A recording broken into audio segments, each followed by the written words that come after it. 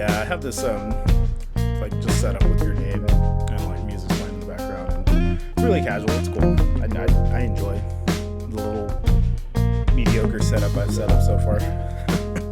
It's not mediocre. It's simple. It's humble. It's minimalist. Yeah, that's true. That's true.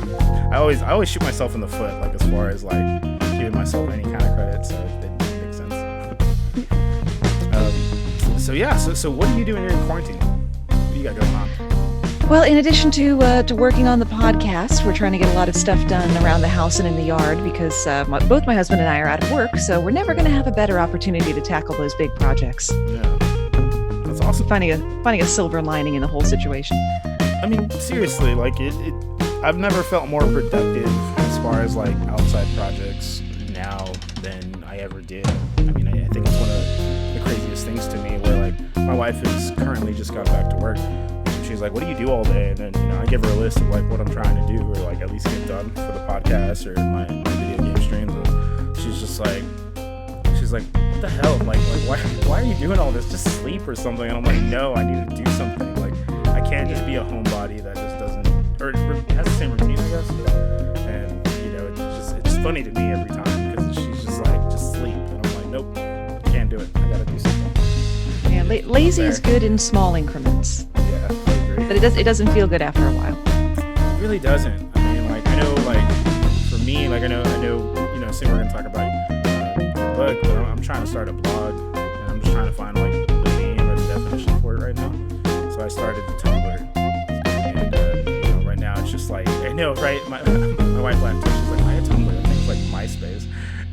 And I'm just like, well, first of all, I don't think I'm ready to like reveal anything yet because I'm not confident in my writing. But it's just one of those things where it's like I'm trying to like gather pieces of what I feel like the actual blog can be as I do.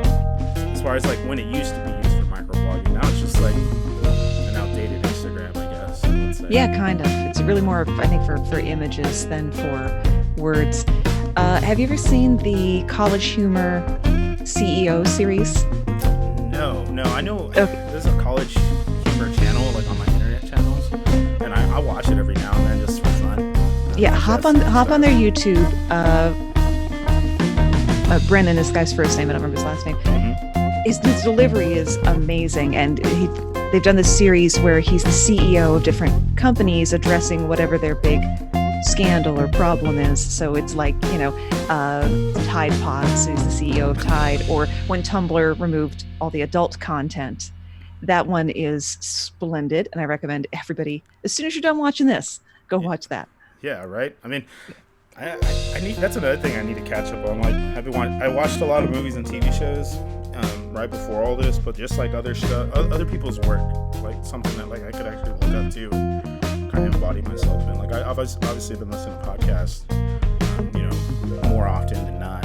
But it's just like as far as like old stuff I used to follow, like College Humor was definitely one of them, and kind of bridging those gaps. I think I used to read a lot of those. Man, I'm trying to remember, and this was all in college because I did more reading in college, obviously, than I did not because I gave up reading for the most part because it's just I didn't see any interest until I found it like what I want to read.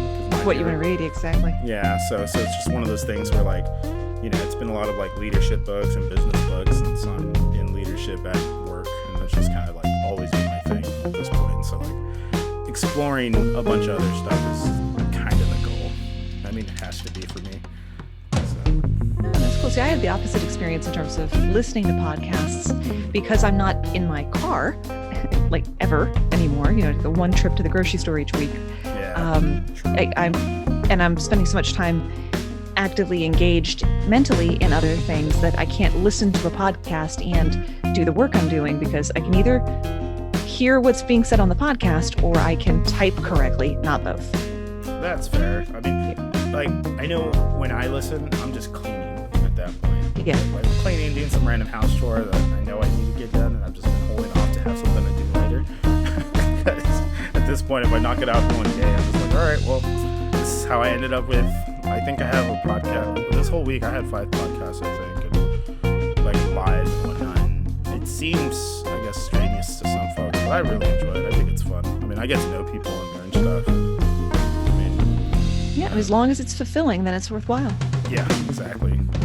It was really cool. I think the last episode was really neat, checking out that wine bar with self-service and, Yeah, so is it going to be one of those ones like they have with, we're starting to get them up in this area with beer where there's like a whole bank of spigots and computer terminals. Spigot's not the right word, but yeah, no. And you dispense you dispense yourself however much you want, and it charges you per ounce. Is it that kind of setup? Yeah, pretty much. Those are great. It looks super cool, and like obviously construction spot for them due to COVID and all that, but like it was really cool because like I want to say it's 56 wine taps is what it's going to end up being, wine from around the world.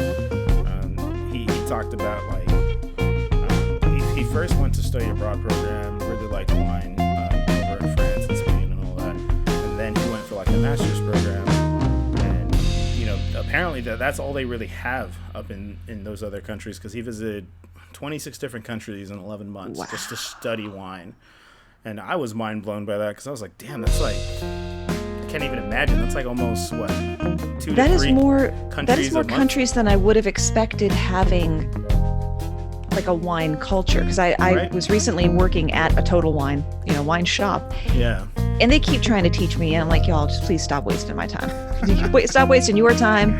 Trying to teach me the differences in the wine is like trying to affix wheels to a tomato. Difficult, time-consuming, and ultimately pointless. Now, the beer section, those 2 aisles I got. Like, I'm good over there, but please, it all just tastes like nail polish remover to me, and except the really, really sweet stuff, because I am basic. I will drink my barefoot Moscato and be quite happy. Thank you very much. But no, I couldn't name 26 countries with a notable wine culture, so that shows huge gap in my knowledge right there. No, seriously. And that's a lot of jet setting to do.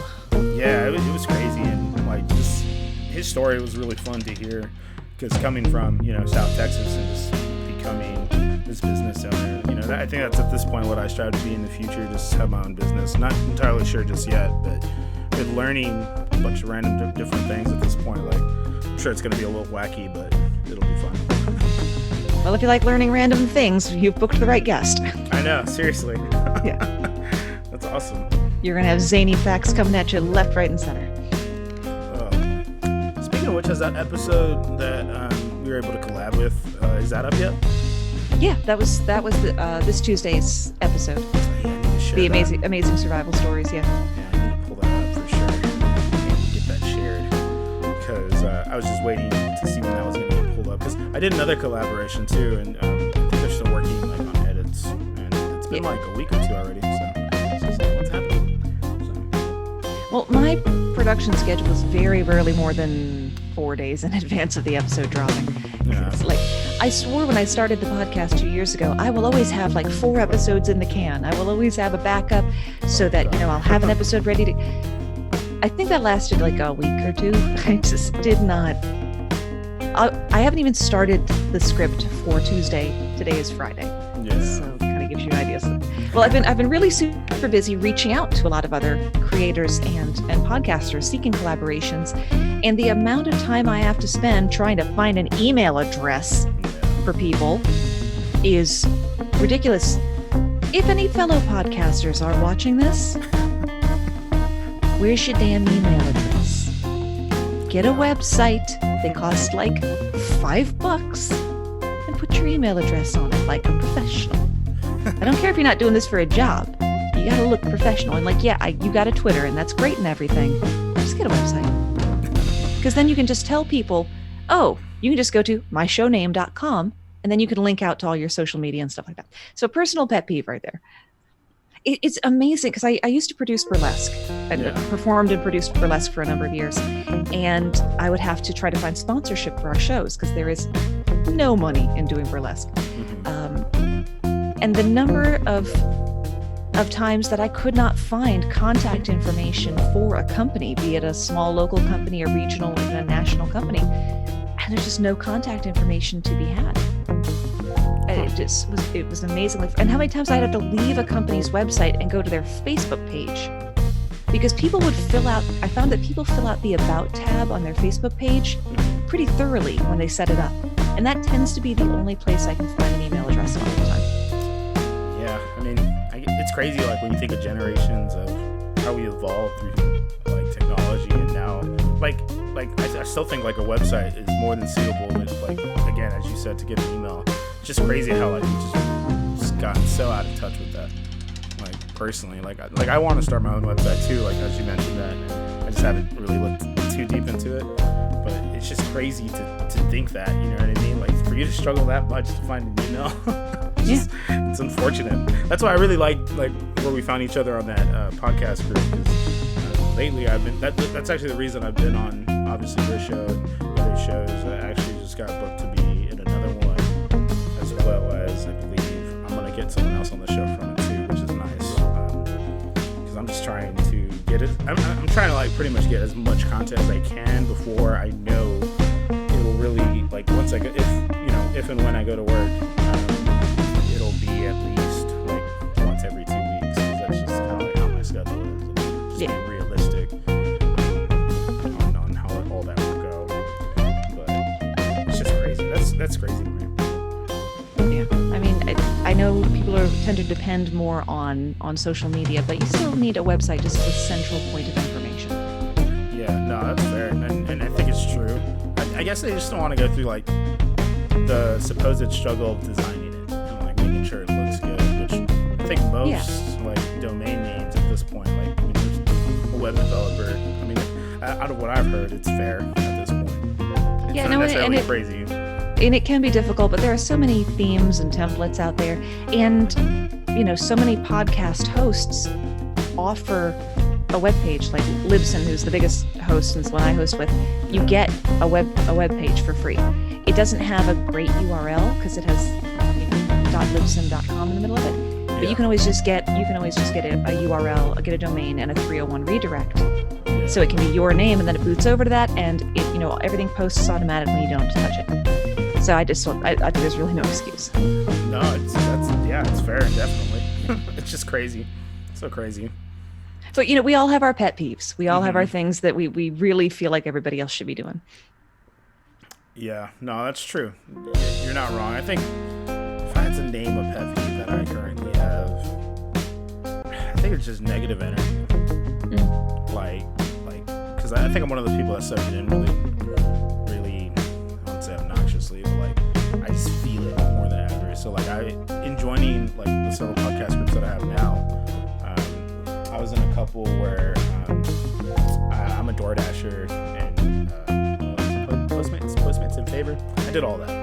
And I'm an Uber driver and a delivery driver too. It's the best, honestly. Actually, it's great money for what you get, and definitely a side hustle, right? I mean, you could live off of it if you want to, but my main thing was, like, when I was on those sites, people were just the worst.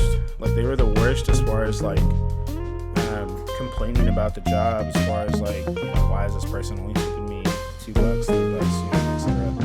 And, like, it was like an everyday thing, because I get it, like, once a month, you have a bad day, or, like, hey, you've been driving for 6 hours, you make $40. Okay, fair. But, like, every day someone would be like, this person only tipped me $5, and I'm just like, well, what do you mean? It's money. It's money. Sorry about that. I got rights, and they're gonna bark every now and then. It's okay. Mine are too lazy to bark.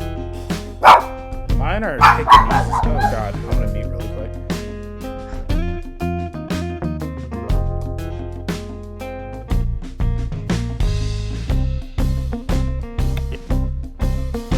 Like, these little dogs are way too spoiled. I'm about to grab her. So, one second.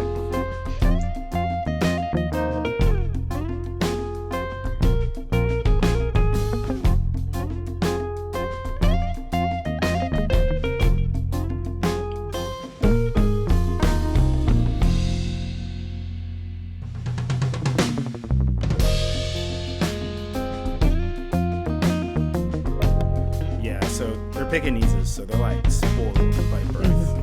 Like, it's the worst. They're really great dogs. Like, we want to get one of them actually certified to be the emotional help dog. Because he is really good at, like, reading our emotions. Like, my wife could be really stressed out, or I'm angry for whatever reason, and he'll just come up to us and he'll, like, scratch at us, and he's like, pet me. And, like, and that's literally like he'll just comfort you. You know, like if there's ever been like times like my wife has been crying because her dad needs whatever, I'll just come and run up to her and cuddle with her, and I'm just like, wow, dog is way too smart for barking at nothing. Yeah, I've got a long-haired tuxedo cat who is like that, which she just doesn't need to interact with you most of the time, but when you have a need, all of a sudden she is in the lap and she is rubbing the face, and I'm like, okay, I didn't know we were close like this, but yeah, this is good. I appreciate that. That's awesome. Yeah, because I don't know, I love animals.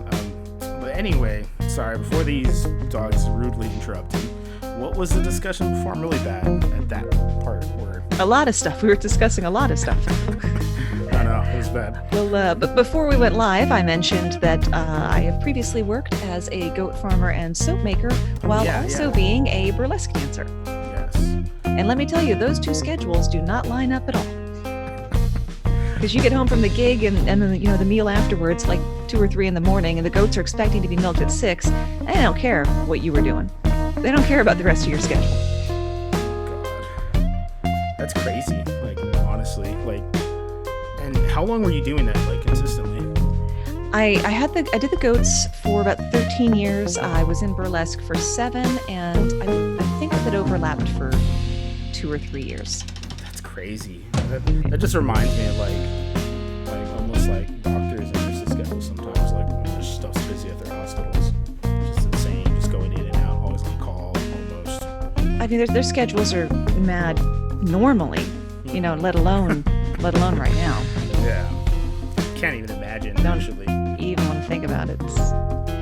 There are a number of podcasts done by medical professionals, but a really good one is People Are Wild, which is done by a travel nurse named Kim. So she'll be a couple of weeks or a month in different places before going on to somewhere else. So she's potentially going to get dropped into a hotspot. She recorded an episode with another nurse podcaster. I've forgotten who, but it's the most recent People Are Wild, where they were talking about how having to reuse their equipment, how they usually throw away an N95 mask before they leave a patient's room. So they go through each time you walk through a doorway, you throw out that mask. And now they have to use the mask for the entire shift and for multiple shifts, and you put it in a bag with your name on it because you're going to have to come back to it. And it's so rough. I was able to send her some soap that I still had because I made goat milk soap, and I sent her some moisturizer. And my husband volunteers at a makerspace in town, which has been making face shields. So I was able to get 2 of those for her. But I definitely recommend checking out her podcast. Scroll back to the episode she did about working the medical tent at Burning Man.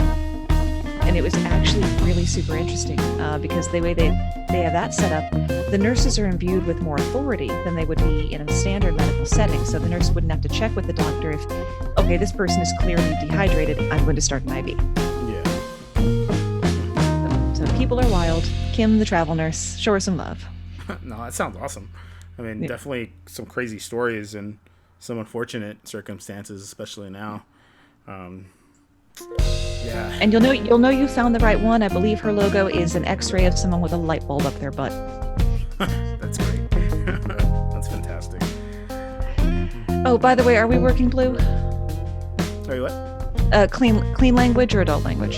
However you want. Honestly, it goes either way. Like me personally, like again, this show gloves are off. Is very it's very relaxed. I mean, I cuss. I wouldn't say frequently. My default setting is drunken sailor. Like my show is clean because my mother, my old school Catholic mother listens to my show, so my show is clean. But we don't even say that I swear like a sailor because I married a sailor and I swear way more than he does. That's funny. Yeah. Yeah. So I mean, by all means, like this is all gritty, raw, unedited. That's how. And what is the name of the Pekinese in the lap? This one in the lap, this one's Bella. She's the girl. The one barking right now is Rocky. He's actually the older brother of her. Oh. So they're both purebreds, and let me show you the baby we got, actually. The baby. I mean, I'll have them. I love all three of them. But this one, he's a different color, so it's kind of rare color too. You don't see him as often. He's like all patchy. Yeah. And he's crazy. Like, he has so much energy as a puppy, obviously, but he's probably the most energy-filled one. Is that coloration still within the breed standard? I'm not entirely sure, to be honest. 'Cause, like, the ones I have, obviously, we got them white. We've never actually seen one like him. It's really rare to see black ones. I know that for sure. We saw one the other day, actually, when we were driving around town. They were walking him. He looked adorable. But they're great. I know it doesn't take much for a dog to be considered, not meeting the breed standard. My younger sister had a purebred Cocker Spaniel, but it had like speckles on its nose. And I'm like, they're like, nope, can't use you. So sell you cheap. I'm like, really? It's a perfectly good, it has freckles. What's the problem? That's insane. Yeah. I mean, I'm all for the mutts myself. Yeah, same. They're funny. Yeah, we've got a black lab Great Dane mix and an Australian sheepdog mix. Who are the worst guard dogs in history. Like, I have to tell them when the UPS man is here. Oh God, that's hilarious. It wasn't as funny when I lived alone. Yeah, no, that's fair. I mean, what's cool about them, even though it is frustrating, because it'll be like 5:30 in the morning, or whatever it may be, they'll hear a cricket or something. Like, it's annoying. Like, that's the only thing, like, I'll be real honest about. Like, but what's cool is, like, I mean, I guess it's like good alarm dogs. Like, they'll hear the door open and they'll start barking, even if it's me. I mean, typically if it's me, like, they'll recognize my scent or whatever, and they'll calm down, like, immediately afterwards. They just bark at everything. They're really good in, like, a household, because, like, obviously people don't come in here as much, but being in an apartment, it's a whole other story. Yeah, because there's always people walking past the door, and yeah. Yeah, it's a bunch of nonsense at that point. I remember those days well. Because my last apartment, I had like the first apartment inside the door, so the mailboxes were mounted in the wall of my apartment, on the outside of the wall to my apartment. So every time someone came to get their mail, my dog would hear it and we'd go off. Oh, I'm sure. Jesus, I can't live like that. I'll tell you what. That sounds frustrating. Well, thankfully, it didn't seem like people in the building got a lot of mail, so I was lucky there. Yeah, I don't even get it either, because it's not like there's only about 12 actual apartments in the building that I'm currently in. But they like to look out the window and whatnot. Most dogs do. And they see one person 300 feet away and they just lose it. I'm just like, oh God. It's like, okay, puppy. Like, sure. They're gonna break in later. They have a very wide defensive perimeter. I know, it's crazy. They're funny dogs. They're really good with people. They're just really snotty about other dogs. Like, they just can't get along. Like I remember when Rocky was smaller, my wife went to a puppy party. They were celebrating like a pup's second birthday or something. I don't know what that is, but I'm all for it. Yeah. They literally had, banners, tables. Like, they went all out. Like, probably the most like craziest thing where I'll never do that next year. I did the same thing. Was this a white family? No, we're all Hispanic. No. We're all Oh, okay. I thought for sure that was our culture.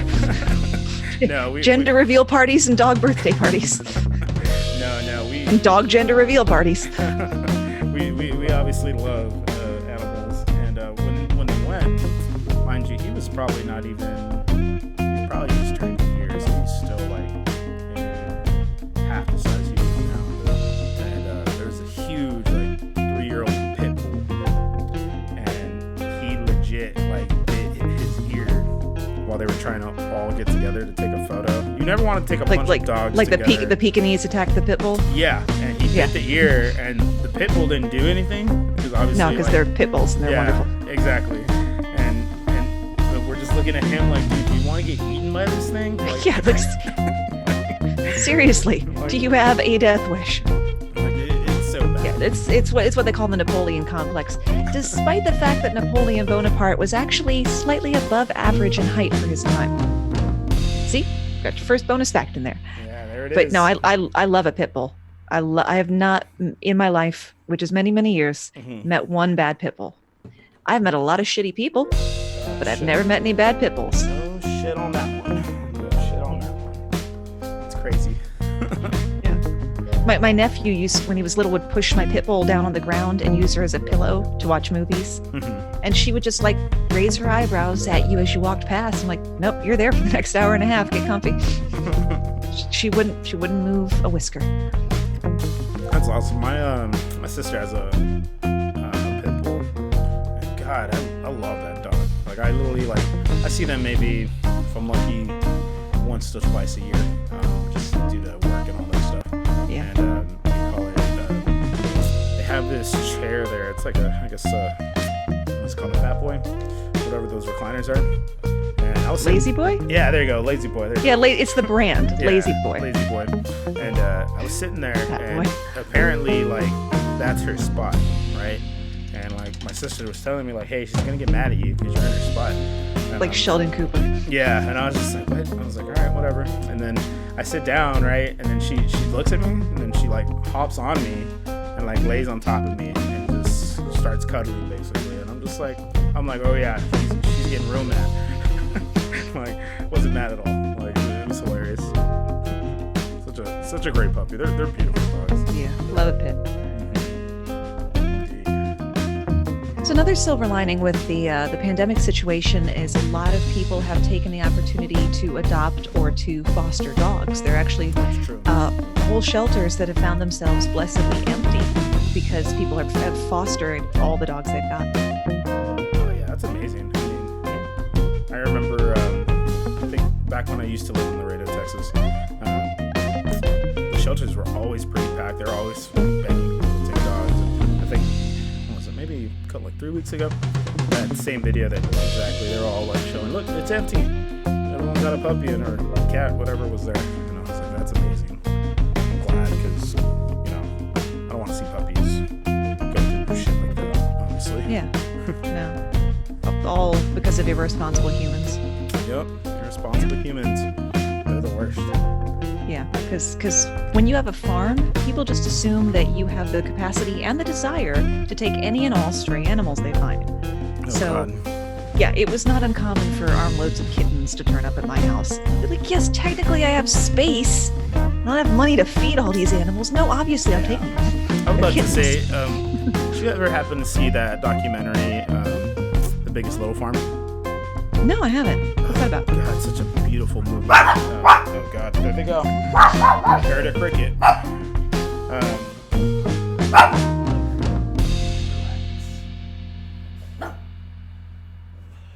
And it's funny because if one barks, they all got to bark. Oh yeah. That's why I like the little one. The little It's one. the pack mentality. Just doing, hey, shut up. Get a spray bottle. No, right? No, they would lose it. They don't like water, unfortunately. That's what I'm talking about. And I think The spray bottle's most effective on my Labrador mix. The water dog is the one that responds best to the spray bottle. He hates it. That's funny. It's basically about that farm up in California. That basically, it's literally one of the biggest natural farms in the U.S. And basically, they talk about how they got it started because a lot of these people just dropped their jobs completely, and they're just like, let's start a farm, and literally, that's just exactly how that went. Yeah, that's kind of how it happens sometimes. which is cool, mind you. Like at first, I was just not a good idea, though. It's not a good idea. Yeah, it from experience. It was insane because, obviously they get to the part where, obviously those fires are happening. And chill, boy, I'm freaking out. They got to the point where all the fires were going on, and that part it was nerve-wracking for you because you just see a good chunk of that farm get destroyed. And, yeah. It was neat though because basically they did everything natural as far as they let nature take care of the farm. Because basically the land they brought for the farm, it was cheap, but honestly you couldn't pretty much do nothing on that land. Yeah, didn't have good soil. And they basically produce good soil and all this stuff. But I'm gonna end this banter and we are gonna get to the show because it is already 4 and it should be dope. But I'm gonna calm my dog down. God, it's gonna get frustrating. At least for me, I get really frustrated because it's we all know how quiet it has to be sometimes. So it's come on. Work with me. The other one's like looking at the window. We'll see. We'll see how this goes. Anyway, let's go ahead and start this real quick. There we go. Oh no, this is how we're starting. We got dogs going crazy. Oh man, I don't want to start this. 1 second. Oh. They're the official brand ambassadors.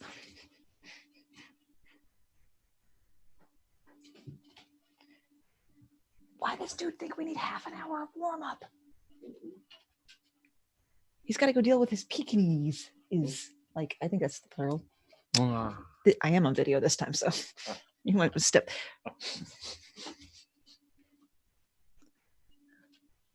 That's all right. I have my own loud, filthy animals to deal with.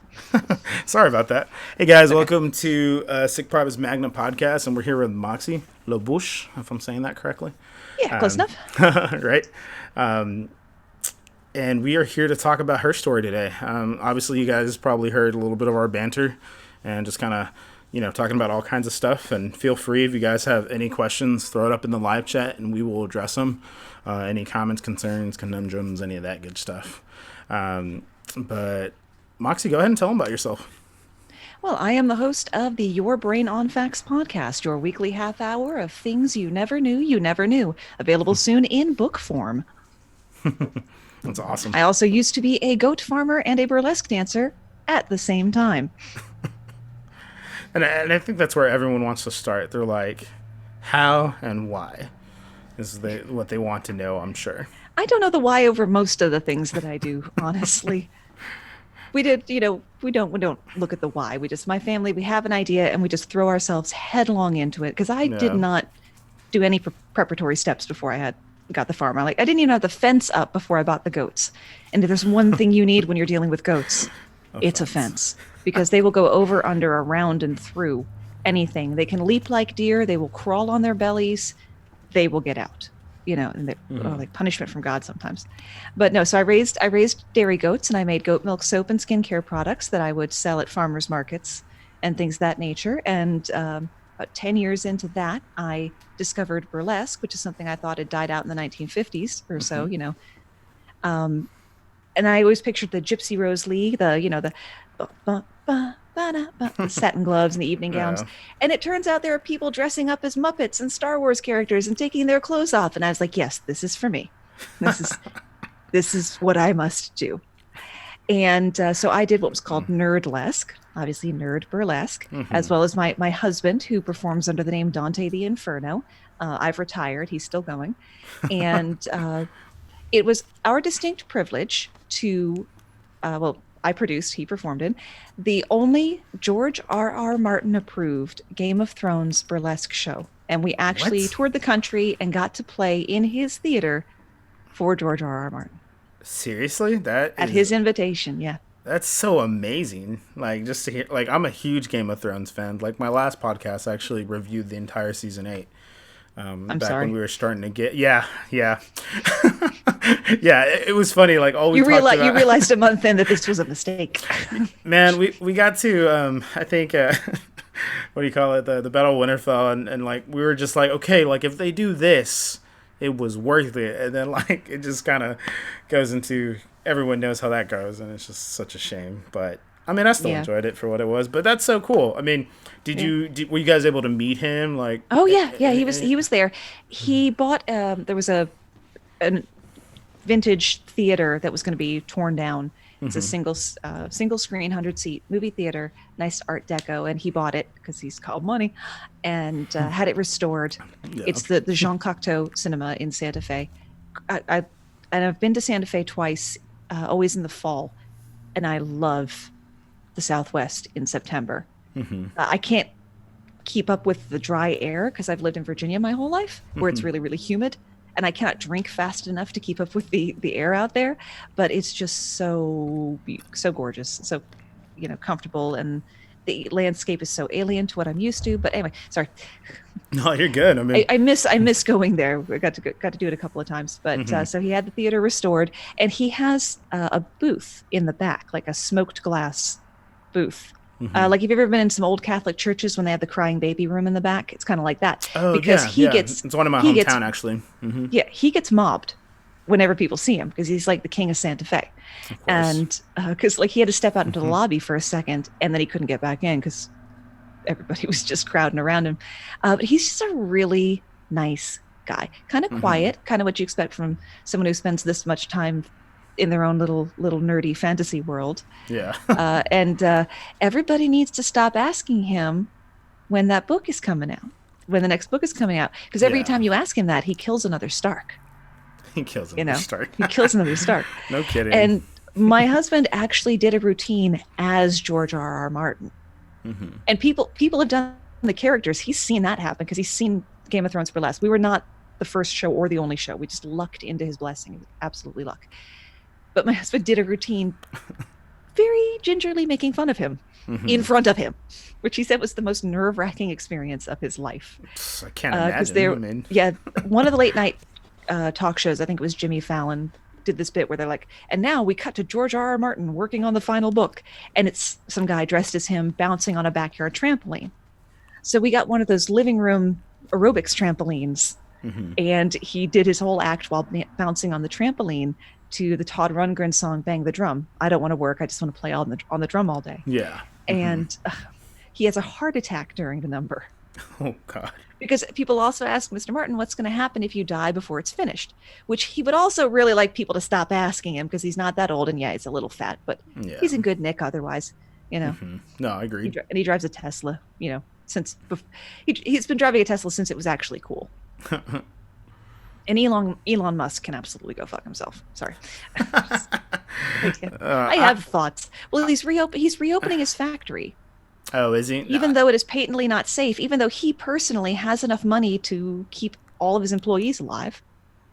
But nope, got to get everybody back to work. Yeah, I guess that's fair. I mean, I don't know enough of Elon Musk. I'm just as far as like keeping up He's with an stuff ego like with that. hair plugs. So ego with I mean, hair you plugs. saw the baby's name, right? Oh yeah, I don't think anyone can pronounce it or whatever it is. Even the mother and the father cannot agree on the pronunciation. Like, You know, that might indicate it's a problem. And I will be very, very surprised if they're actually able to register the baby's birth certificate with that name because there's a non-English character, to say nothing of the numbers. huh? And, you know, it has to be able to go into the computer. I mean, I used to have a hyphenated last name after when I got married the first time, and Yeah. that didn't even make it through most computer systems, a hyphenated last name. Um, so I'll be interested to see what happens officially with the baby's name. Because That's interesting. In America, you can name your baby whatever you want as long as they can type it into the computer. But there are a lot of countries where there are pretty strict limitations, and you almost have to apply for your baby's name. And they do Wow. this, well, in China, they do it to make sure that everyone has a name that can be read uh, by a passport scanner. Hmm. But a lot of countries they do it to make sure that the name will not be an embarrassment or a hindrance to the child, or that the name could cause confusion or as a brand name. A number of countries prevent parents from giving their children last names as first names. So sorry to all of you Mackenzies out there, you would be out of luck. And every now and again you meet a child and you think, wow, we could use those naming regulations here. I'm sorry, little kid. I mean, There, yeah, that's fair. there was a child in New Zealand whose parents named her Tallulah does the hula in Hawaii. So Lula does the hula in Tallulah does Hawaii. the hula in Hawaii. Oh man. During a custody hearing, the judge made her a ward of the court and allowed her to change her name, which That's good. she wouldn't even tell people her name because she was so embarrassed. She just went by Kay. And so he allowed her to legally change her name in the midst of all that. Because yeah, that's not making life easy for the child. It's not going to fit on a Yeah. business card for one thing. It's not gonna fit anywhere. Yeah. Jesus. Now Tallulah's a good name Yeah. because it makes you think of Tallulah Bankhead, who was this amazing personality in the first half of the 20th century. One of those very witty and acerbic women like Dorothy Parker and Mae West that we could do with a dash of these days. Yeah, I agree. That's crazy. So anyway, going back with the Nerd Burlesque with George R. R. Martin. Obviously, after being a Go farmer and doing that, what is this also in the realm of when you started your podcast, or is this also like this is like before or after kind of situation when you guys Yeah, started? I started getting a little burned out on burlesque because being the producer is absolutely work. Being the performer is work, but it's fun. But being the producer, if the show is a success, everyone is a victor. If the show fails, it's on me. Yeah. And everybody would very much like to get paid, and we didn't take in any money, and I got Yeah. to pay them out of my own pocket.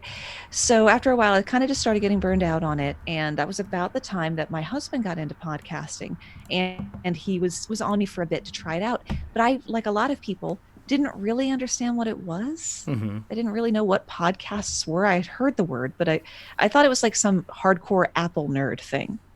Like if you weren't a hardcore Apple nerd, you were not into this.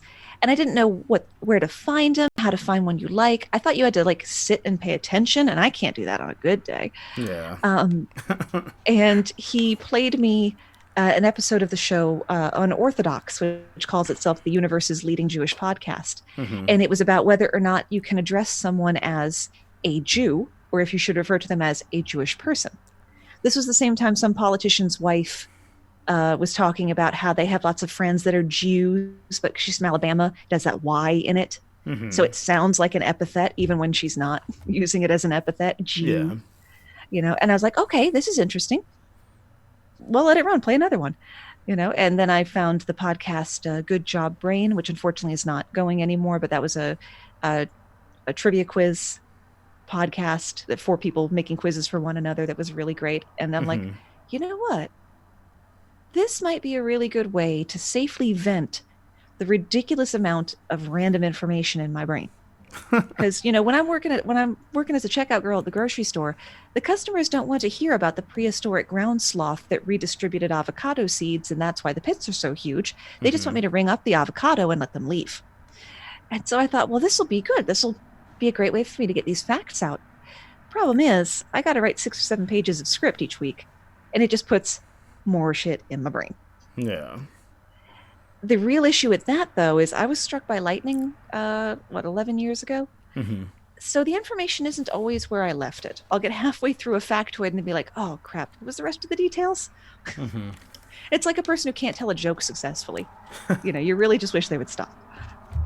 I feel that. Yeah. No, that makes sense. I mean, it's crazy to see, like, obviously, like, how far you've come to, obviously making it more defined, especially, obviously now with given us having the time for it. Because, I mean, mind you, when you have too much mental processes, which been there, and I feel that we're trying to get so much done, we're always escaping or not fully, I guess, efficiently wanting to do what we truly want to envision. I guess if that makes sense.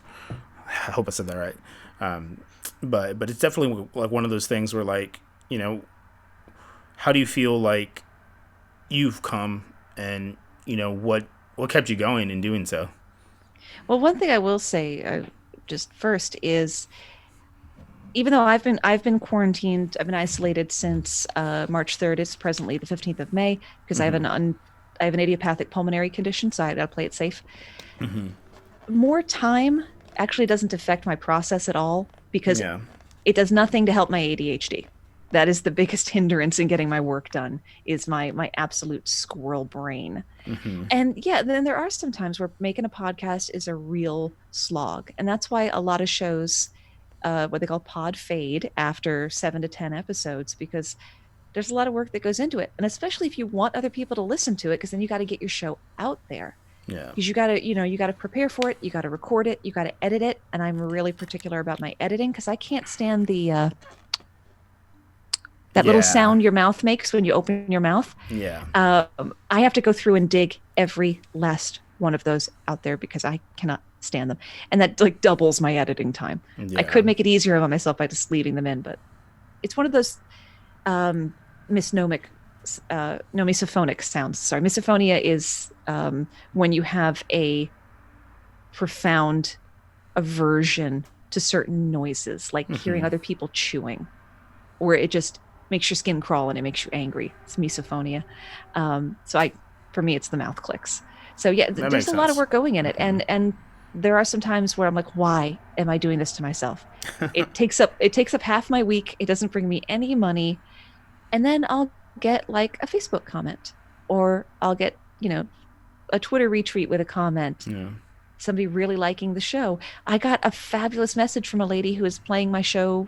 She's listening with her kids, and one of the kids like did my tagline at the top of the show, and I'm like, that is fucking adorable. That's Okay, awesome. I'll keep going. Yeah. You know.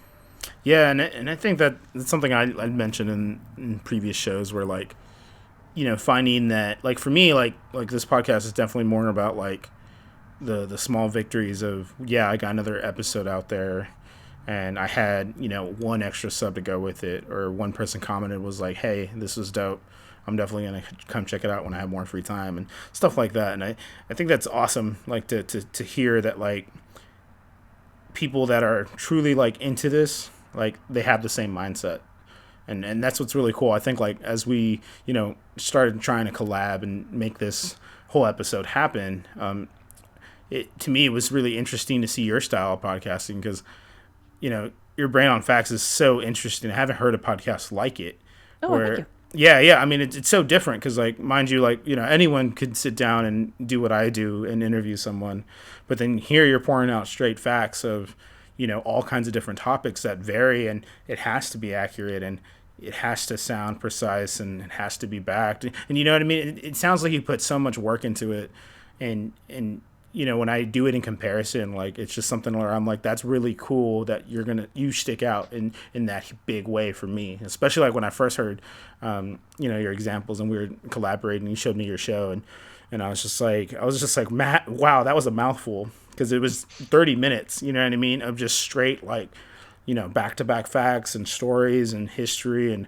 I was like, oh god, like I could actually learn something through this versus Oh, I sitting hope so. through yeah, of course. And then of course like sometimes sitting through normal podcasts where it takes an hour and a half to get to the actual point sometimes, Point. Oh, yeah. yes, so Or it takes it's them 10 interesting. minutes just to get started. I have a lot of trouble with some group discussion shows or interview shows. Yeah. There's a fellow who's highly placed in the industry who refers to those as three-headed idiot shows, where it's just, hey, three buddies who've been friends since high school, sit around, drink some beers, talk about whatever. I'm like, please don't, please, anything but that. And if they have a point, it takes them 10 minutes to get to it. And like, no, you got to tell me like right up front what it is you're going to be delivering, and then you got to deliver it regardless of what it is. Is it going to be a goofy conversation about gender swapped Star Wars recast? Good, let's Yeah. get right into that. Is it going to be the history of Carthage? Great, let's just get into it. And yeah, doing a single host scripted show is totally, see, there's one of my dogs. Single host scripted show I'm, is I'm, I'm is glad I'm glad they totally didn't a hear different. that, because then they'd be going off. Yeah. And he's a big dog. He sounds like a big dog, so that would probably make them even madder. Oh yeah, They yeah, want to challenge him. because you know how tall they are. They're just like, I'm Yeah. taller, I'm Yeah. taller. I'll fluff myself up. Yeah. Well, isn't it the Pekinese that was bred to be so short so that they would fit in the sleeves of aristocrats? I believe so. Yes, yes, because like they're. I mean, I think he's about. If you put him on the ground, he's really not. He's close to at least maybe 1 foot, like actual tall. Like maybe a little bit, like a foot 3 inches. Like he's the tallest one, because Bella's a little bit smaller, and Bucky looks like he's going to be really big. And that was the baby I showed you earlier. Yeah. And but yeah, Really big being subjective. Yep. So, but yeah, I mean, God, I every time I get interrupted, I like lose track of like the previous It's okay. conversation. It's like a bad Yeah, thing I for was me. going to say that history podcasts are definitely a smaller part of the market. Trivia type podcasts are definitely a smaller part of the market. True crime, personal empowerment, girl boss, those things are huge. Interview shows, anything business oriented, those are really big. Because I went to Podfest, which is one of the bigger podcast conferences, and there were a couple of different speed networking events, or No. just like, hey, whoever wants to meet up at this one table for lunch and get to know one another, great. And we'd go around, and I'm like, there is not one other show in this category. Yeah. I'm the only person doing a scripted researched show. I met one at the entire conference who was doing a researched scripted show, and it seems like it might be cool to be in such a small niche, but it's really not. I mean, like, but it's like to me, it's cool that it's different. You know what I mean? I've always been big of like, going for the underdog and going for like people that want to be unique and really like have a passion for yeah, it's not the popular thing, but I think it's such a big deal because that diversity just expands people's ideas to do it furthermore. You know what I mean? Like hearing your show, it only made me more excited to see if there's more shows like that to where like I feel like this information will not only be helpful and insightful, but it's something I genuinely enjoy. And the fact that it sticks out, like I think it's great personally because Thank you. I think that was part of the like my thing with finding my podcast because before all this it was called Shoot the Shit Podcast and it was just me kind of Which is harder to market. it really is like honestly trying to find something to really fully envelop like a message, like it was hard and honestly I just wanted to start a show, so obviously I started that way. And like when we were talking about shooting the shit with each other, it was really this, us kind of talking about what we do, our passions, and promoting each other, and kind of hearing his process. Because the first 3 episodes, the first one was about a video game, and that was truly shoot the shit because we're talking about a video game we love and kind of getting in depth about it. But then the next 2 were with musicians and artists, and they were talking about making an album, writing songs, like what drove them to music. And I used to be a musician that was really dedicated, that song wrote, that tried to work on an album. And it didn't, like, that's where I started realizing like, okay, this is really cool, like this is kind of where I want the show to go. But it just didn't make sense with obviously the title and doing more interviews. It made me realize more, we're like, okay, this is what I want to do. I want to get to know people that obviously do all kinds of stuff and they're passionate about it, because that's always inspired me. And hopefully whoever's listening right now feels like, oh shit, like this is a history podcast, like let me check that out. Because I know personally, I know a lot of history buffs, like anyone that's an Assassin's Creed fan as far as video games is concerned. Like I was actually just talking to my friends about it like 2 days ago, where I was like, hey, what'd y'all think of the trailer? And they literally go off with all this history about like the Catholics and how they started wars. And I'm just like, bro, like I'll be straight. Like that's probably the reason I don't like them as much as y'all, because y'all know the history and I really don't. Like I'm just kind of like, oh yeah, Vikings, cool. Like so it's just one of those things where like, You're happy with it on a surface level. You don't, yeah, don't need to get into the minutia of it. Yeah. I mean, I'm sure I could. It's just like I said, it's just really interesting to me. Like I wouldn't downplay like the idea of cool. Like to me, I appreciate your passion behind it and how far you've come. Like I said, like a lot of the quality you bring out is amazing. That's why I'm like excited to hear the episode I was featured in, because I was hoping I could like at least measure up to it. So. No, you did great. You did fine. Well, it was all right. Anyway, I'm kidding. No, it was good, or I wouldn't have used it. So the fact that I used it means it was okay. I'll take it. There you go. Yeah. If you want it to kind of if your appetite is whet for more information, some of my favorite other nonfiction stuff to listen to, my all-time favorite is Behind the Bastards, which is a podcast about the worst people in history, because it turns out they're all much worse than you thought. Where Did It Go is an interesting one. And that can be everything from like something very trendy that suddenly disappeared to, where does this particular thing go when we dispose of it? I think I did a collab with them, and we probably talked about corpses that went somewhere weird after the person died, because that's something I can never resist. One of my favorite episodes I've ever done is called Well-Traveled Corpses, and it's people like Eva Peron, who went through changed countries 3 times before she was finally buried. An outlaw named Elmer McCurdy, who was embalmed and sold as a mannequin multiple times and ended up on the set of The $6 Million Man in the 1970s. And they thought he was a dummy until his arm broke off and they saw a bone sticking out of it. Juliana Pastrana, who was, she had hypertrichosis, so she had hair all over her body, and she was of Mesoamerican descent, so it was quite dark and thick. She also had a condition that made her gums and lips quite pronounced. So she was marketed as the half orangutan girl, the monkey girl, the bear girl. Jesus. was married by one of her to one of her promoters, probably so he could just keep a hold of her. They had a child together. He also had hypertrichosis. So I'm assuming that the promoter just dollar signs. Yeah. But she and the baby died a few days later, and he had them stuffed. Wow. That's And it gets brutal. sadder after Yeah, that. I was like, that It gets sounds brutal. sadder after that. Jesus. So where did it go? Useless Information is another good one. Oh, Cutting Class podcast. It's two teachers who actually they go in depth in the stuff that they wish they had time to talk about in their high school history classes. Let's see what else is really good. I'm not gonna let there be any dead air. Well, those are some good ones to get. Those are some good ones to get you started. I'll always have more sure. recommendations later. That sounds awesome for sure. Footnoting history, and the Exploress. Those are both also really good. That's awesome. So what made you want to do that style of podcast? Like obviously you're educated on a lot, and hearing all these facts and knowing all this. Like, what pushed you to start something so different in an unknown world? Because I know you're talking about how you didn't know. I don't think I realized that it was different. I didn't realize how few single host scripted shows there were. There's the YouTube channel Today I Found Out, which is also interesting facts and history being presented by one guy to camera. And so I'm like, oh yeah, because that was one of the things that inspired me. I love that show. Their video titles will be questions that you would never have thought to ask, but now you have to stop and watch it because you have to know the answer. Yeah. Like, I never would have wondered this, but since you brought it up, now I have to know.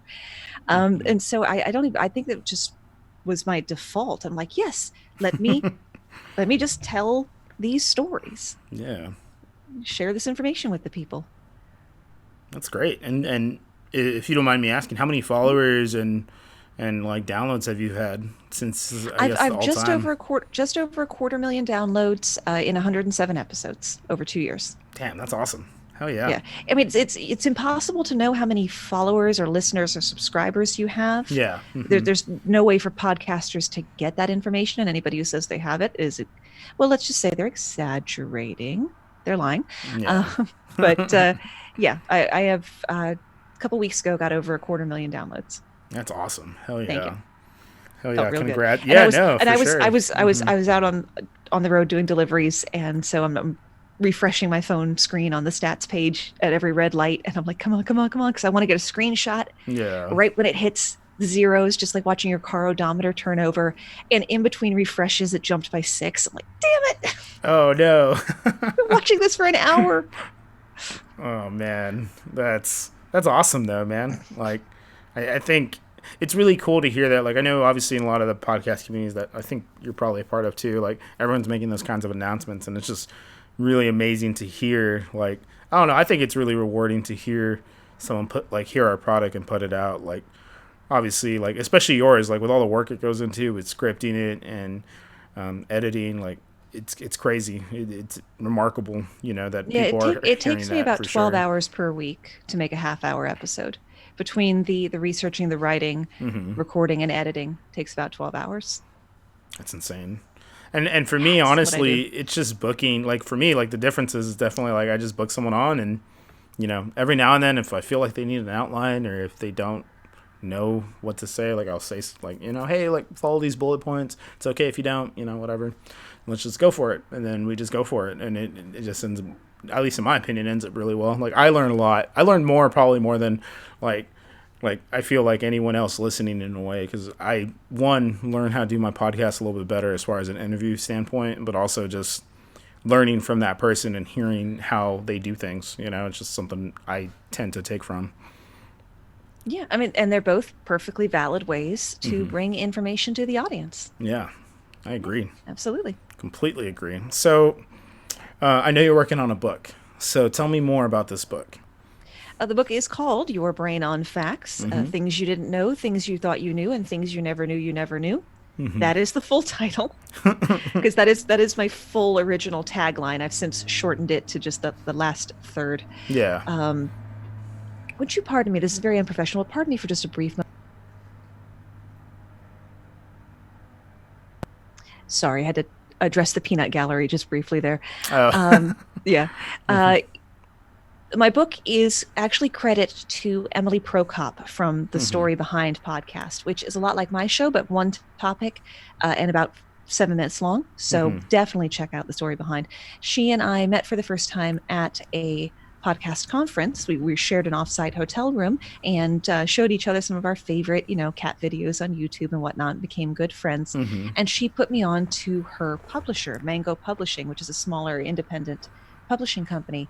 And they had, after publishing Emily's book, which went quite well, Mm-hmm. they had a bad experience with a trivia slash history person. Uh-huh. And the higher ups were kind of put off the whole idea of trivia books. But thankfully they decided to give it one more try, if go up for the third swing. And things have gone well, thankfully. Yeah. So my book is actually coming out in 33 days. It is available Oh for wow. pre-order now by going to yourbrainonfacts.com/book, or by all means, reach out to your local booksellers. They need the love now more than ever. Yeah. And the Mm-hmm. content of the book is about 35 or 40% stuff that I have covered on the podcast before, Mm-hmm. and the majority of it though is stuff that has never been and will never be on the podcast. So the only way to Interesting. get it is in book form. Huh. That's really cool. I mean, considering you said 107 episodes, also now basically I being a part of the I have book. 18 pages of show ideas, and we're talking like one or two lines per idea. 18 pages Dang. worth, and I don't even open it most weeks Mm-hmm. because I've thought of something else to do. And right now for the show, I'm doing topics that parallel our current circumstances, but aren't actually about our current circumstances, because I think we're about sick of hearing about it, Yeah, sick of living unfortunately. it. Yeah. Yep, I So agree. so I've been doing things like how people got creative in cooking during the Great Depression and the rationing of World War II, the Oh, history of nice. board games, some of the most miserly millionaires in history, and topics I've got coming up, some of which will Mm-hmm. have guests on them, will be things like game show cheats, because people are watching a lot of daytime TV these days. Yeah. And it doesn't sound like it'll be interesting, but I promise you I'm going to make it interesting. Seeds. Seeds, Seeds, like like seeds. the baby of a plant, Huh. like a seed. Yeah. Well, that one was inspired by the Historium podcast, another great show. Definitely check that one out. Mm-hmm. And he did an episode a couple episodes back on the siege of Leningrad, which lasted for 2 years, the Germans sacking Leningrad, Russia. And there was a seed depository, a lot like the Svalbard seed bank, seed vault. Mm-hmm. The scientists working in that seed depository, many of them starved to death guarding the seeds Mm-hmm. rather than eating them to survive, to preserve these plants for mankind. They actually gave up their lives to preserve these varieties for mankind. And I think it's just the most amazing story. Where do you get all this? Well, that one was from Historium. I think I Like, said that. no, I know, but like, you know what I mean? Like as far as like this compilation of like, again, stuff like really hitting the nail on the head with like stuff you didn't know. Like it's just like, where the hell is the resource for all this? Where's the news about it? Like, you know what I mean? Like, is it Well, just when you countless hear those research? stories, Like, you're like, why haven't I heard this? Why yeah. wasn't I told this? Mm-hmm. Why isn't this a bigger deal? Why do we hear the same 5 history stories over and over and over again, and we Yep. don't hear about this stuff? Mm-hmm. Like the next Historium episode was about a drug runner plane that crashed in Yosemite, and there was a camp of rock climbers, and this is like in the 70s, that Mm-hmm. found the crash and cleaned it out. And they Oh lived God. very well for a short period of time, just bales and bales and bales of marijuana, an entire, two-seater plane full coming from Colombia. Mm-hmm. And they got every last bale out from under that icy lake. They did have to learn how to get the aviation fuel off of it, because one Yeah. guy lit it without having gotten the fuel off Oh and God. lost his eyebrows. But yeah, so all of a sudden that these bone thin hippies in ratty old tents were eating at the lodge restaurant and buying new equipment, and and all the scuba gear in every county around the area was all rented out because they were diving in the lake to get the weed. I'm like, why have I not heard this story? And when That's I hear those, insane. I feel mad at some undefined entity for keeping this from me. Like, why has no one told me? So, Mm-hmm. in addition to the fuller stories of the things you are familiar with, I also try to find these obscure things to bring to my audience. Uh-huh. That makes sense. I mean, like, it's crazy. Like when I think back on like my history teachers, there's always one that comes to mind. Well, two in this case. Um, his name was Mr. Martinez, and he was my is it junior or senior year? I forgot which one. Um, he was my junior year U.S. history teacher. Probably the best history teacher I ever had. He was actually the one that would get into the gritty side of like the U.S. and talked about that, not just the same 8 topics. And that's when I started getting more into history. And then obviously in my college years, where Dr. Hall, that guy like had way too many stories, like considering like exactly like the same example of you've been given. It's and I love that. Like honestly, like I think that's the problem with me. Like it's always about subject matter and like if it interests me, if it's different, if it's something I care for. But like hearing that stories, all those stories right now, like the seed, I was just like, what do you mean? How's that gonna be? Yeah, how are seeds Like going to be interesting? like different kinds or Yeah. like so like Well, it's super interesting. Like it's so awesome to hear well, what I have knowledge that way. found and what I found organically and now deliberately want to prove is that any topic can be interesting. Yeah. There is interesting stuff about anything because I'll narrow the show down sometimes to a very what seems like a small boring topic. I did an episode on mud. Did an And they're episode like, on mud. okay, mud. Okay, well, how about the places in the South where people eat white dirt, or the Haitian mud cookies in the poorest regions of Haiti, which is pretty poor to start with?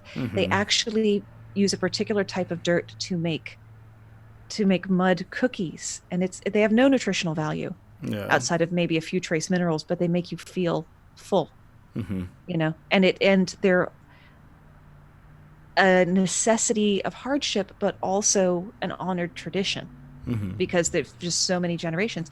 Because Haiti got screwed big time historically, because after the Haitian Revolution, it was declared that Haiti had to repay France for the loss of their slaves. And they did. Wow.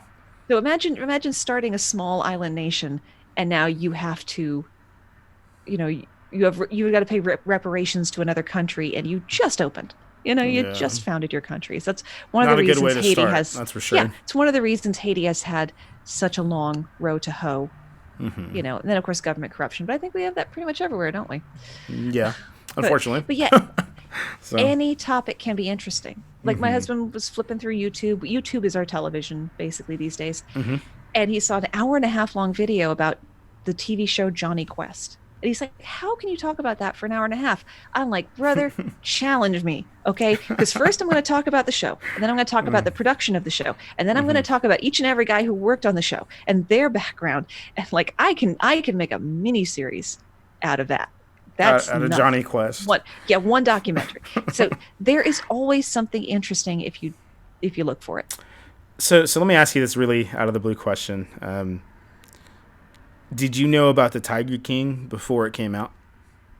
No. And How do you wish feel? I did. I wish I didn't know about it now. I was about to say, how do you feel about it? Straight through. I think that people need to stop glorifying Joe Exotic. Yeah, it's super fun to watch. That's why Jerry Springer was on the air for so long. Yeah. And in Britain, their version is a guy called Jeremy Kyle, and we love watching these train wrecks. He's not a good guy. Yeah. He's not a good guy. He keeps young men with him by keeping them addicted to drugs. And apparently, the line between straight and gay is just meth and tiger cubs. Like, if you've got meth and will let me pet a tiger, sure, whatever, go for it. And you'll notice his husbands are always 19. Yeah. Because he's always looking for people who don't have enough life experience to realize what he's doing. And not that Doc Antle was much better. There's definitely some culty vibes coming off of his harem there. I don't personally I'm not all that concerned with whether or not Carol Baskin killed her husband. I think he might have just fucked off to Costa Rica, and she was like, opportunity for me here. Yeah. It's like if you've ever had a bad breakup and if the person you were breaking up with just up and disappeared, you would be like, hell yes, where is your insurance paperwork? I am filing that just as soon as I can have you declared legally dead. Yeah. Because That's my first divorce didn't even go bad, and I would have done that. Mm-hmm. But I think that not enough people recognize the distinction between her setup and Joe Exotic and Doc Antle. Yeah. Yes, she does take in money letting the public view the tigers. She needs that to buy them food. She's not feeding them food from the dumpster outside the Walmart. Yeah. She's also not feeding her patrons food from the dumpster outside the Walmart like Joe Exotic does. But her sanctuary only exists because of people like Joe Exotic and Doc Antle, because of the irresponsible breeding. Because baby tigers, assuming you don't kill them, turn into big tigers, and big tigers need somewhere to go, and they end up in sanctuaries. So I'm not saying she is squeaky clean, but definitely there is a pretty significant distinction between what she's doing with the tigers and what the other guys are doing with the tigers. And I think what sums up Tiger King best of all is the least objectionable person that they show is the guy Scarface was based on. Oh, I forgot his name. He was the least awful person on the show. That's crazy. You would think, right? Yeah. God, I forgot his name. The one who took over the Zoom, basically. But yeah, it's interesting. I honestly, personally, really enjoyed watching this documentary. Oh, it was fun as shit. Like, yeah, it was one of those things where, like, again, like knowing something I didn't know always intrigues me. Where it's something to that level too, like especially like the way, like, I don't know if you ever saw like the after show with Joe McHale where he's like interviewing. Basically, I went back and watched that, and that was interesting to hear everyone's perspective on like how they were interpreted, because I keep always forgetting that like documentaries are just like cinema, and like how the way they want to perceive the information is always a thing, always. So like seeing that documentary, when they were saying like how'd you like being perceived, and a lot of them were like nope or yes or yeah, that was him, or no, it wasn't. Yeah. Or it was interesting to hear for sure. The main show made it seem like everybody was really devoted to Joe, and Joe made it seem like everybody was really devoted to him. Yeah. And when Joe McHale's going through his interviews, everybody's like, no, I was there for the cats. I was there for the cats. Yep. I was there for the cats. Nobody stayed because of Joe Exotic. One thing I did find a little bit interesting, the trans man, whose name escapes me, I'm afraid, who was misgendered throughout the show. Oh, yes, was less bothered by that than the public was bothered on their behalf. The public was, social media was up in arms about that person being misgendered. They were like pretty lax, pretty cool with it. Like not cool, but not in their top 3 problems, I take, Yeah. I mean, I don't know. It's so interesting. Like that, again, I think that's another reason why it's such a big deal to people, because that story is crazy, especially like, I think when it gets to the part of the documentary where, unfortunately, spoiler alert, if anyone hasn't watched it, which I'm sure everyone has because it's been on Netflix top 10 You forever. Either have or you are never going to. Yeah, one or the other. But like when that poor kid like ends up shooting himself, I think that for me was just like, oh fuck, like this is insane. Like it's an insane story to know like how that happened. And then when they interviewed the guy, like they're like, well, how, like, obviously we saw the video with no audio, but like how did that play out? And like, he just kind of discussed it a little bit more and how it just always thinks about it. Like I can't even imagine. Yeah, I can't just go into work one day and watching someone accidentally kill themselves in front of you. It's got to mess you up. And it's, sadly not uncommon. There have even been, famous people, all the names have escaped me right now. There was the actor who was the lead on this really pretty cool time travel show in the early 1980s, famous Southern rock musician, both of whom were like, no, it's not loaded. Just as we should assume our mic is always live, the gun is always loaded. Yeah, that's fair. The gun is always loaded, never pointed at anything you don't want to kill, including yourself. And then sometimes even when it's loaded properly, something goes wrong. That's how we lost Brandon Lee. Yeah. The gun was loaded with blanks, but there was a piece of a previous blank in the barrel, which then became a bullet. And as a 14-year-old watching that in the theater, that was just the greatest tragedy I could ever have imagined. As Yeah. you're watching that movie, like, oh no, this guy's dead. He's so cute. Mm-hmm. Look, I was a superficial 14-year-old. They all are, okay? It's just growing pains. I don't know. I don't Yeah. know. And can we please not reboot The Crow? Can we please not? Man, Just not need to you know, happen. I'm so glad you brought that up because I'm glad I'm not the only one that's like, stop. Just I love leave it Jason alone. Momoa, but Jason Momoa in The Crow is just a really weird pairing that would not Yeah, work. I think he walked off of it, and it's going to go back into pre-production hell, where it belongs. Because yeah. I mean, let's not. They shouldn't have made the sequels, you know. yeah, the And sequels were pretty I rough. can't go a week without my husband hearing a bird out the window and going caw caw bang fuck I'm dead. Jesus, that's funny. Um, I don't The first know. I 100 mean, times. I like Jason Momoa, but I don't know. Ever since like his perspective of Game of Thrones, I feel like everyone's just throwing him that way. Like I know he's lined up to do the live action God of War with Netflix, or like that's like everyone's thought or Dreamcast, I guess. But I don't know. It's just I just can't see it. Yeah, I gotta check it out. Yeah, I don't Well, know. yeah, he is. I mean, it's really easy to get typecast. I imagine if you're big and burly and attractive, that you get typecast as that type of hero. Hmm. Terrible problem to have. Life must be awful for him. But they don't always pan out, though. He had that show, Frontier. What was it called? And it's okay Yeah. if you don't remember it, because we were watching it. I'm like, I just can't. This is just not good. Did you see the one on Apple? Is it Apple TV? I forgot what No, I their don't streaming. have Apple TV. I forgot what it's called, but it's like their Yeah, streaming platform now. yeah, it's And Apple TV. yeah, and God, I don't know what show it was, but it wasn't amazing out of what I've heard. Like he's just had a bad run, except with Aquaman. Aquaman was obviously everyone's bread and butter with him. Even though I'll admit that Yeah, was a fun movie. Do I care for a future installment? Just get rid of Amber Heard and sure, yeah.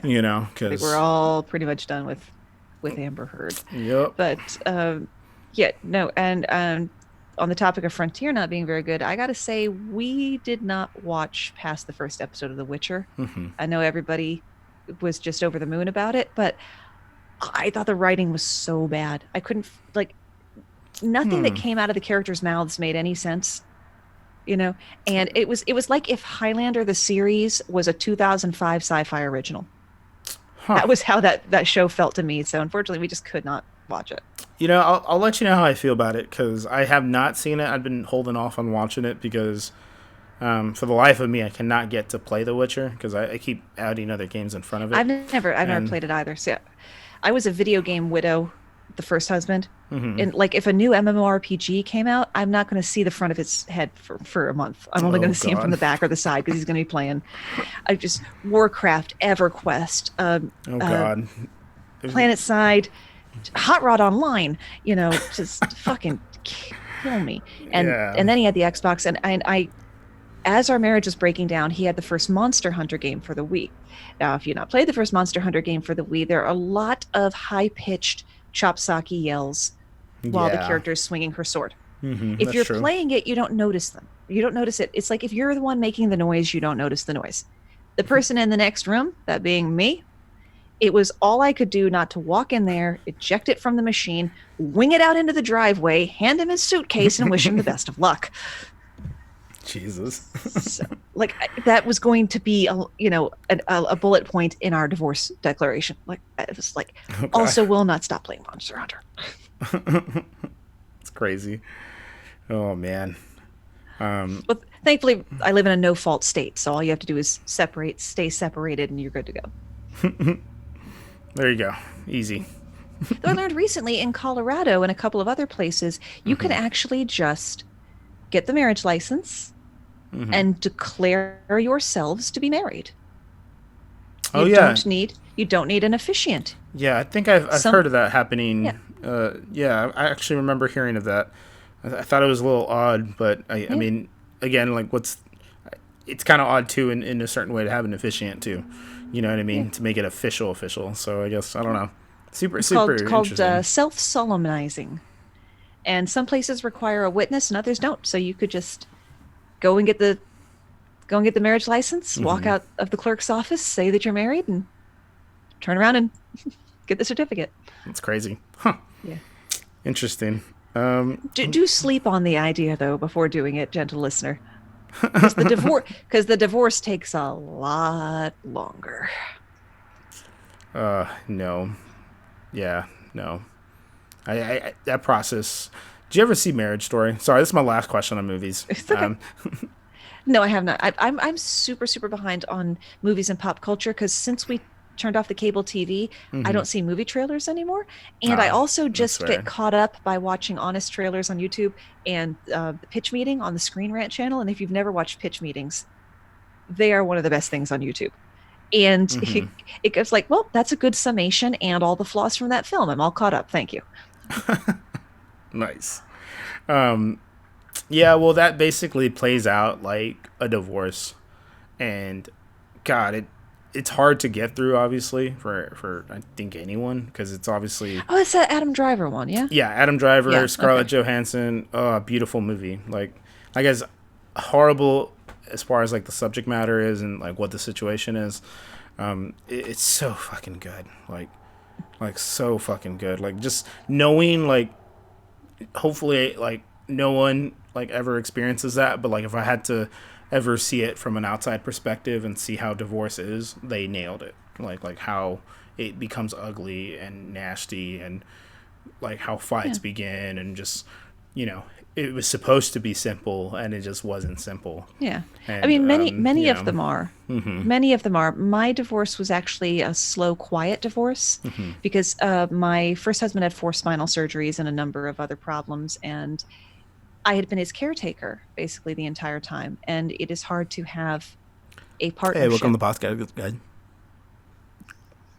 No, I was welcoming people to the podcast because they're on the message chat right now. Sorry. Okay, I was very confused for a second there, and so like, I would reach out to friends and my sisters for advice, and they all only had advice about how to screw him over. I'm like, well, that's not really what we're going for here. Because nobody knew how to have a slow, quiet divorce. They only had screaming, plate-throwing divorces. Yeah. So, yeah, most of them are. But every now and again, you get the civil ones. And he and I are still pleasant with one another. We just have no occasion to speak to each other. Yeah. Besides, I upgraded to a newer model. The X15 XR. I love the 1X robots. That was great. And if anybody got that reference, by the way, send me a message. Yeah, right. Futurama. That's actually why my current husband and I are together. Futurama. Because the night we met, I was performing in a show, and he came along with a friend who had an extra ticket, and then we went out to eat afterwards, and we just kept making increasingly obscure Futurama references at one another, and keeping up the whole time. That's awesome. And I love Futurama so much. It's so good. We had a Hypnotoad wedding cake. A Hypnotoad wedding. Oh God, that's awesome. If you have a picture of that, I'd love to see that. I'll try to find it because it was just one of those, cupcake arrangements. Yeah. And I was rushing to do it while the guests were arriving because we got married in the yard, which I did both times. Always get married in your yard. It's just cheaper and easier. And you're already there. But so it looks a mess, but if you squint at just the right angle, it definitely looks like Hypnotoad. Shut up and take my money. Someone just said that on the chat. That's amazing. Oh, God.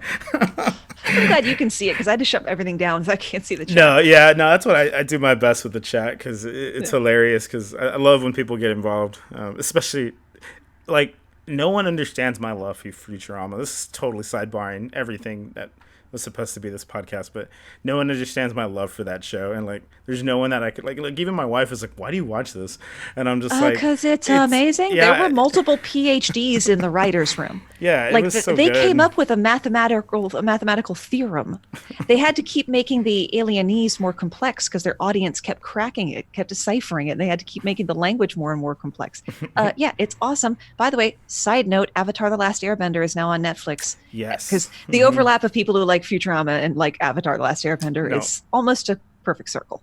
Yeah, you're not wrong, and I'm super stoked to just throw my life away in that again, because That that is, was it's such an amazing. It's just so well done. The writing is amazing. The casting was amazing. The direction, the art style, everything.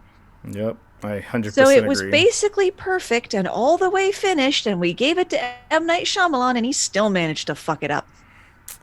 Yeah, I don't Like, talk seriously, we about did that. all they did all the work for you. Yeah, oh They did god. all the work for you.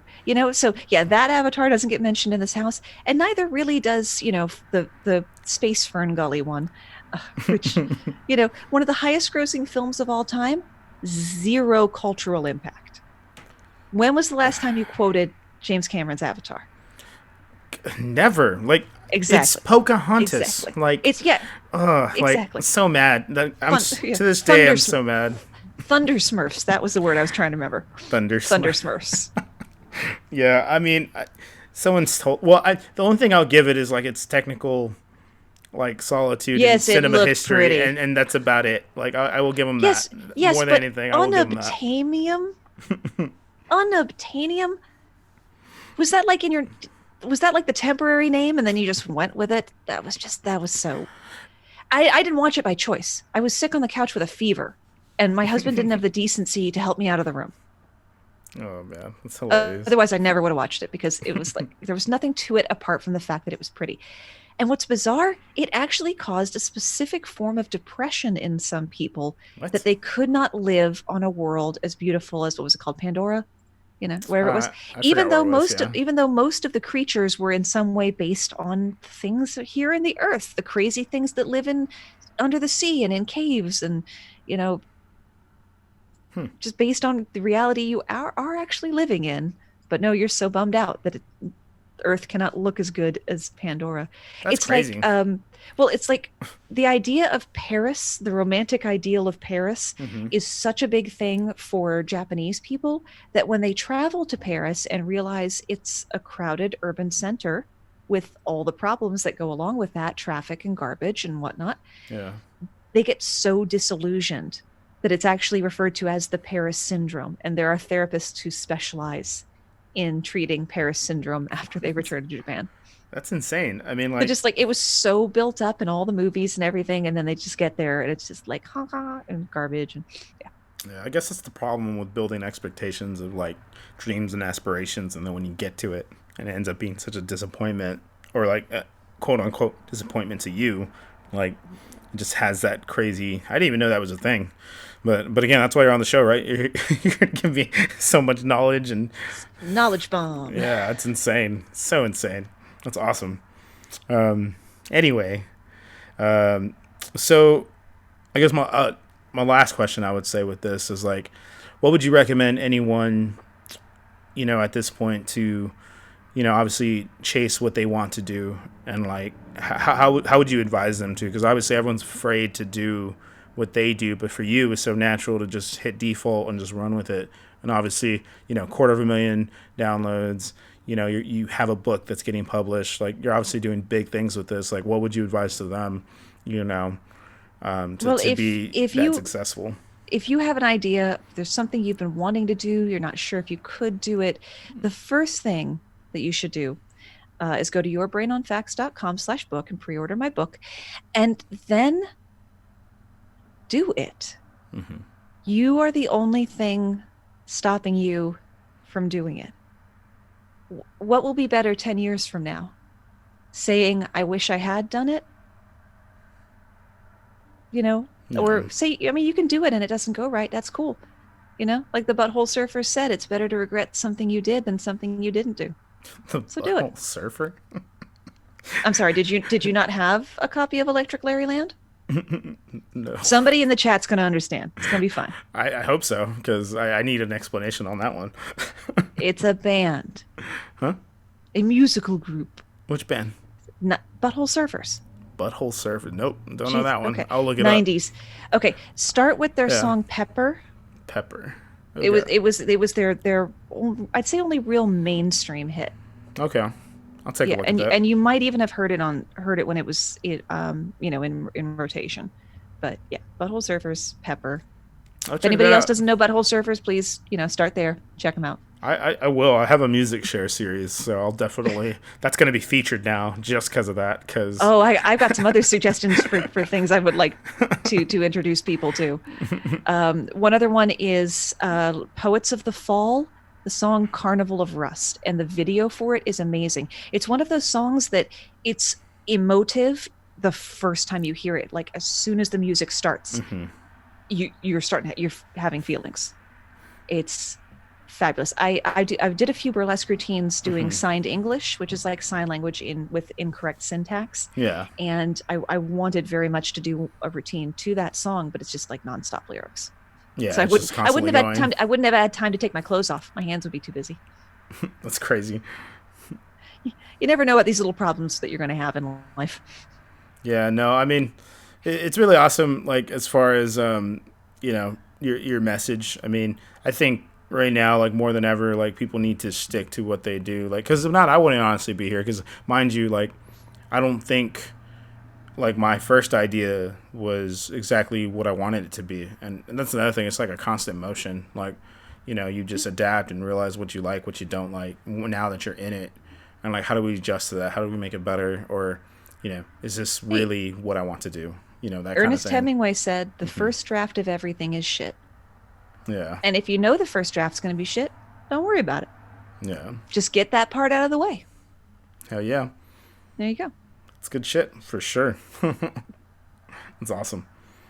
Well, I really appreciate you being on today. I mean, and I Well, felt thank you so much for having me. yeah, I learned a lot, and I feel like I'm gonna learn a lot more, even in general, just because you know, definitely. I feel like I need to pick up that book for sure. I'll pre-order it soon, and I'll get a link on here, and then we'll make sure we make that happen.